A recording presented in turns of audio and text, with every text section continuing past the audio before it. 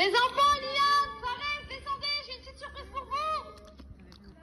Liane, allez, venez vite, descendez vite, j'ai une petite surprise pour vous. Papa, j'ai une question. Dis-moi, fiston, qu'est-ce qui est le plus proche? Notre maison ou le soleil? Fiston, quelle question idiote. Notre maison est juste ici, tu peux la voir. Elle est plus proche que le soleil. Cette femme enlace son petit ami policier et lui vole.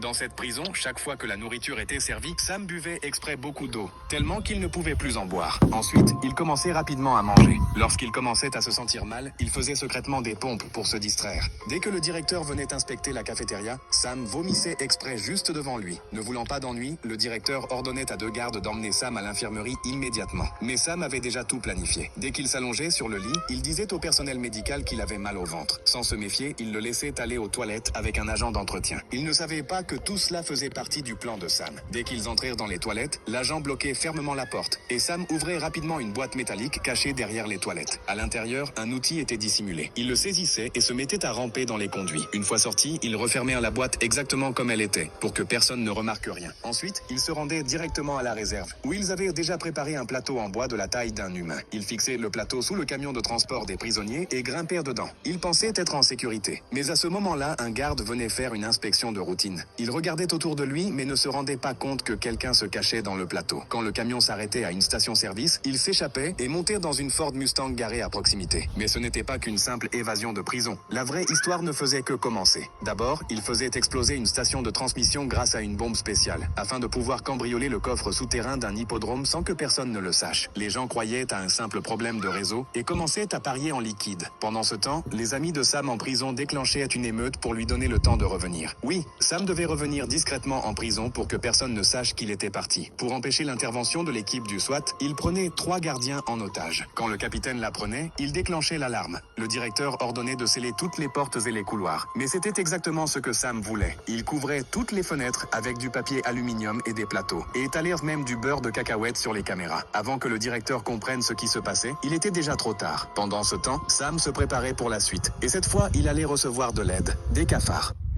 Dans cette prison, chaque fois que la nourriture... Oh, pourquoi tu m'as suivi, crois? Excusez-moi, monsieur, je peux le caresser? Bien sûr.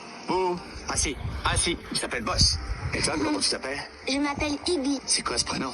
Ben, c'est mon prénom. T'as quel âge? J'ai 6 ans. Où sont tes parents? Ma maman veut pas qu'on ait de chien à la maison. Et pourquoi elle veut pas que vous ayez de chien? Elle dit que 3 filles, c'est assez dur comme ça. Iggy, qu'est-ce que je t'avais dit? Bon sang, pars pas comme ça. Qu'est-ce que tu Je fais? fais juste des câlins à Boss. T'as pas intérêt à être le fan de Boss. Non, c'est lui.